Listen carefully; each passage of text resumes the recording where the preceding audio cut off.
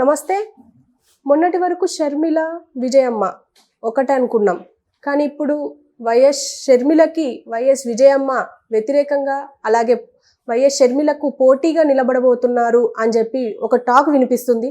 అది ఎంతవరకు నిజము, అది నిజమైతే ఎలా ఉండబోతుంది అనేది మనతో పాటు వివరించడానికి దాము బాలాజీ సీనియర్ జర్నలిస్ట్ ఉన్నారు. ఆయన అడిగి తెలుసుకుందాం. నమస్తే సార్. నమస్తే సార్, ఇప్పుడు షర్మిలకి ఆమె ఎక్కడ ఉంటే నేను అక్కడ వెళ్ళి పోటీ చేస్తాను అని చెప్పేసి విజయమ్మ అన్నారు అని వినిపిస్తుంది.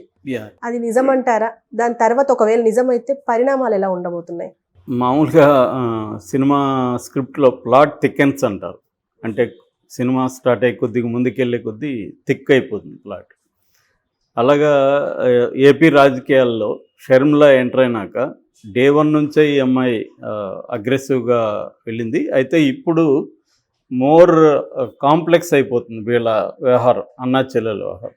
అంటే బిగినింగ్లో వైసీపీ వాళ్ళు కొద్ది కన్ఫ్యూజన్లో ఉన్నారు. ఈ అమ్మాయిని ఎలా ఢీకొనాలి, ఎట్లా మాట్లాడాలి, ఎందుకంటే జగన్ చెల్లెలు అయిపోయింది, వైఎస్ రాజశేఖర రెడ్డి కూతురు. సో మిగతా వాళ్ళని డీల్ చేసినట్టుగా, మిగతా వాళ్ళ మీద విరుచుకుపడినట్టుగా ఈ అమ్మాయి మీద విరుచుకుపడే పరిస్థితి లేదు. అందువల్ల సైలెంట్గా ఉన్నారు. ఏదైనా మాట్లాడినా కూడా ఎవరో కొంతమంది సుబ్బారెడ్డి లాంటి వాళ్ళు చెప్పారు తప్ప బలంగా లేదు. అయితే ఇప్పుడు ఏమైందంటే రాను వీళ్ళే ఎవరు సజ్జల రామకృష్ణారెడ్డి వీళ్ళు మాట్లాడడం మొదలుపెట్టారు.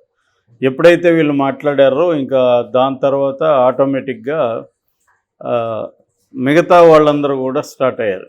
సో అందువల్ల ఎప్పుడైతే సజ్జల రామకృష్ణారెడ్డి లాంటి వాళ్ళు గట్టిగా స్టార్ట్ చేశారో వీళ్ళకి కూడా సిగ్నల్స్ అందాయన్నమాట.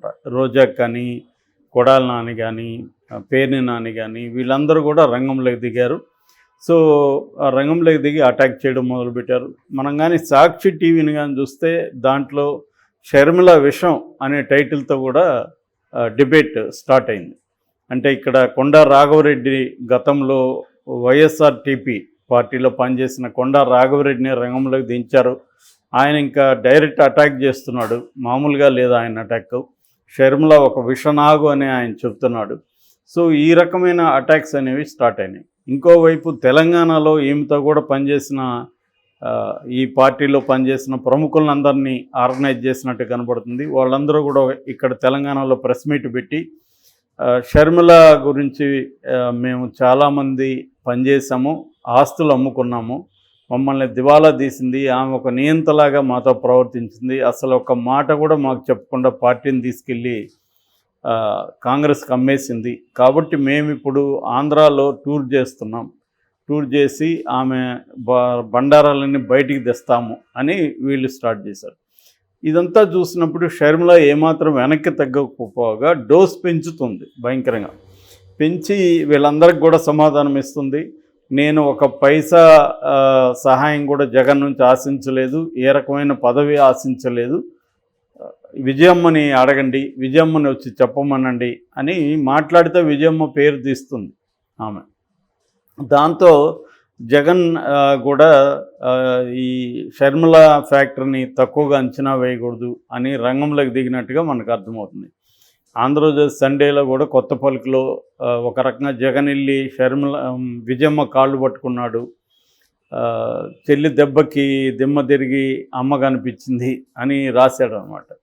అంటే దీని ఎసెన్స్ ఏంటంటే జగన్ షర్మిల ఫ్యాక్టరీని తక్కువగా అంచనా వేయకూడదు అని అనుకున్నట్టుగా మనకు తెలుస్తుంది. మామూలుగా అయితే షర్మిల వల్ల అక్కడ ఏమన్నా పెద్ద ఎత్తున కాంగ్రెస్ కూపు వస్తుందా అంటే వచ్చే అవకాశం లేదు. ఈవెన్ కాంగ్రెస్ వాళ్ళే చెబుతున్నారు.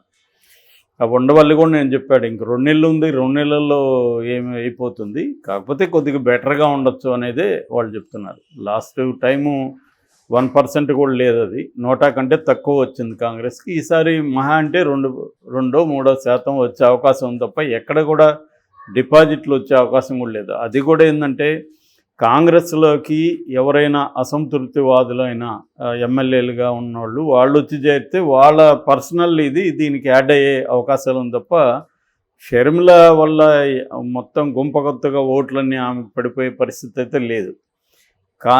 కానీ ఫ్యామిలీ మ్యాటర్స్ని బయటికి తీయడం అనేది ప్రాబ్లం అవుతుంది జగన్కి కూడా. ఎందుకంటే ఎప్పుడైనా కూడా ఇంట్లో వాళ్ళు బయటకు వచ్చి మాట్లాడితే దాని విశ్వసనీయత ఎక్కువ ఉంటుంది. బయట వాళ్ళు విమర్శించడం వేరు, ఒక ఇంట్లో వాళ్ళే వచ్చి చెబుతున్నారంటే వీళ్ళకి అన్నీ తెలుసు అనేది వేరు. అందుకని ఇప్పుడు కొత్తగా షర్మిల ఏం చేయబోతుందంటే వివేకానంద రెడ్డి హత్య కేసును కూడా బయటికి తీసి దానికి కూడా కారణం వీళ్ళే అని చెప్పబోతుందని కూడా అంటున్నారు. సో ఈ కాంటెక్స్ట్లో జగన్ ఏం చేస్తున్నాడంటే షర్మిల ఫ్యాక్టరీని డీల్ చేయాలంటే తల్లి తప్ప ఇంకెవరు కూడా ధీటుగా డీల్ చేయలేరు అని చెప్పి ఆమెను దించుతున్నట్టుగా తెలుస్తుంది.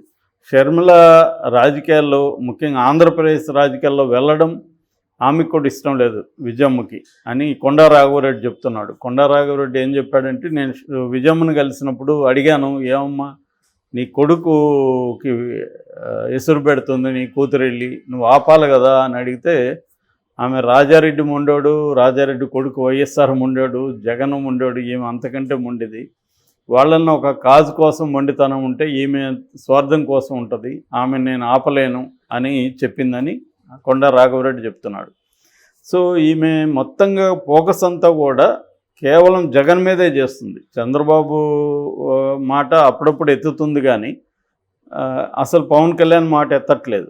ఆమె మెయిన్ టార్గెట్ ఏం చేస్తుంది, బీజేపీ వల్ల రాష్ట్రం నాశనం అయిపోయింది అన్న నెరేటివ్ తీసుకుంది. అయితే బీజేపీతో కుమ్మక్కైనా ఈ 3 పార్టీలు అంటుంది కానీ ప్రధానంగా వైసీపీనే టార్గెట్ చేస్తుంది. అందులో కొంత న్యాయం కూడా ఉంది, ఎందుకంటే వైసీపీని అధికారంలో ఉంది కాబట్టి ఆంధ్రప్రదేశ్లో ప్రాబ్లమ్స్ కన్నిటికీ వైసీపీ కారణం అన్న యాంగిల్ ఓకే.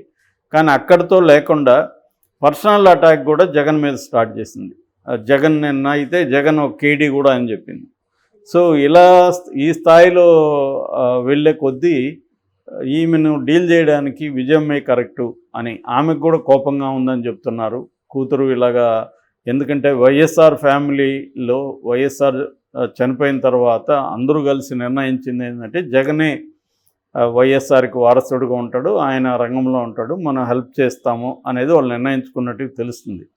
ఈ క్రమంలో ఆయన అరెస్ట్ అయినప్పుడు కూడా భారతిరెడ్డి నేను పాదయాత్ర చేస్తానంటే కూడా షర్మిలే అడ్డుపడి లేదు నేను చేస్తానని ఆమె ముందుకు వచ్చింది. అప్పటి నుంచే ఆమె ఒక ప్లాన్లో ఉంది. బట్ అధికారంలోకి వచ్చినాక జగన్ ఆమె యాస్పిరేషన్ నెరవేర్చలేదు. ఎందుకంటే ఆమె నెంబర్ 2గా ఉండదలుచుకుంది వైసీపీలో. అది జగన్ అది గ్రహించి పక్కన పెట్టాడు. దానివల్ల ఫర్దర్గా ఇబ్బందులు వస్తాయని. సో దాంతో ఆమె ఇక్కడ ఉంటే మనకి ఇబ్బందులు ఇప్పుడు మనం ఏం చేయలేమనుకొని వెళ్ళిపోయింది. ఇక్కడ ఫెయిల్ అయ్యేసరికి ఆమెకు మళ్ళీ ఆంధ్రాలో అయితేనే మనం చేయగలము అనేది ఒకటి. రెండోది జగన్ మీద ఎప్పటి నుంచో కక్ష ఉంది అనేది ఒక వెర్షన్. రెండో వెర్షన్ వైసీపీ వాళ్ళు ఏం చెప్తున్నారంటే చంద్రబాబు ఈమెని ట్రాప్ చేశాడు త్రూ రాధాకృష్ణ.